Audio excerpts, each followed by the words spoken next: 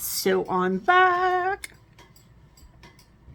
So I told y'all I was a senior. Oh, no, I told you he was a senior.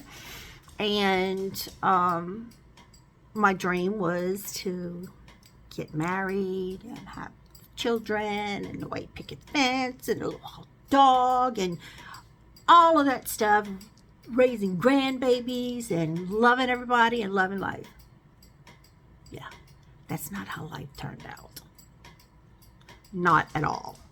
So this guy went in the Marines, and I didn't hear from him for 4 years. And maybe 3 years. Anyway, he made the news. Well, his mother made the news. He was a Marine that was caught in 1983, I think, 83 or 84's Beirut bombing. He was actually, supposedly, if my memory serves me right, he was on guard on one of the barracks, and they saw the suicide truck come in, and it smashed into the barracks right next to where he was on guard. They said it was horrific when the building went down, and all of the Marines was in the barracks sleeping because they took round the clock shifts for protection. So because of all of that, he was MIA. So nobody knew where he was. And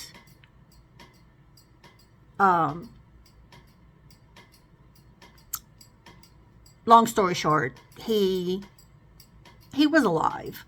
He was apparently put on the wrong ship or the wrong whatever he wasn't with, I guess, his unit or whatever it's called. So he came home.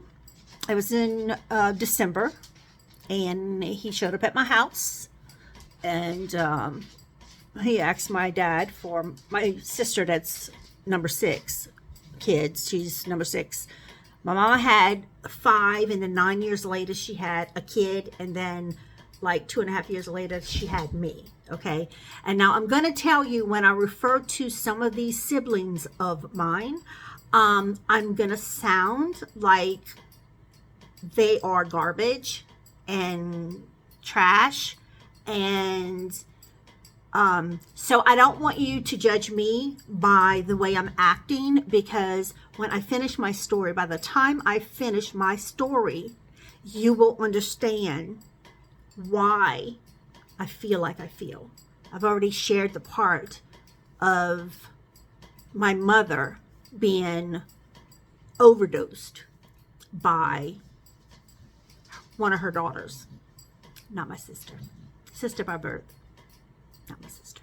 So anyway, she was also my godmother. Just to throw that in there. Okay, she was also my godmother. So this lady should have been, yeah, but she wasn't. Anyway, let's continue. So so this guy shows up, and he asked my dad if my sister or I were home, and my dad said, well, number 5, I'm not going to name names, but you're going to get the picture.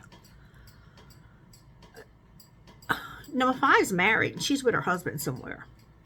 But Janelle is in the house getting ready for work. And at the time, I was working for my sister, my oldest sister, number 1, and they had it was Danny's Fried Chicken. I don't know if any of you guys heard of it, but it was a franchise. And I think it had been around long before Popeyes showed. So, but anyway, so I was working for them, and as the rest of the family had along the way. And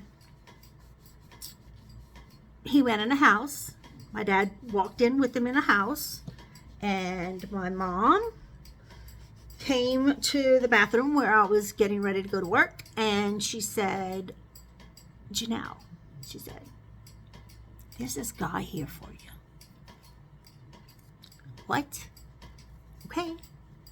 So I left the bathroom and I walked around the corner into the kitchen around the refrigerator, and when he was standing there, I almost died, because I still didn't know at this point that he was found. I didn't know. I know now, but I didn't know at the time that he showed up. I mean, I thought he was dead. And I mean, I literally said that, oh my God, I thought you were dead. And I just bust out crying. I went back in the bathroom. My dad told him, don't ever just show up somewhere where these people think you did. Don't do it. Got it on my dad. Anyway, so this guy and I ended up dating, and he was in the Marines, and he'd come down 16-hour drives to come and see me and things like that, and blah, blah, blah. He was stationed in Jacksonville, North Carolina, and so I'm going, it's my senior year, and I asked if he wanted to come to the prom with me and wear his little military uniform, you know, got to make a statement. And he did, but the day before my prom, he showed up at the house, and we were going get something to eat, going to visit family. I don't remember, but in my mom and dad's driveway, this guy pulled out an Easter egg, because it was Friday the 13th, April, Friday the 13th. And I just remember that because the prom. I remember the Friday the 13th, but yeah, it was in April. So I was afraid to open it because I thought he put something in it that would jump out at me, because you guys, me, that's the old me. I was like, there's jokes around everything, right? And sorry about that. I don't know if that light's better than this one. I had this one on. I'm gonna keep this one on. So what I ended up opening it, and it was an engagement ring. That's my chance. That was my chance to get out my mom's house, my mom and dad's house, start my family.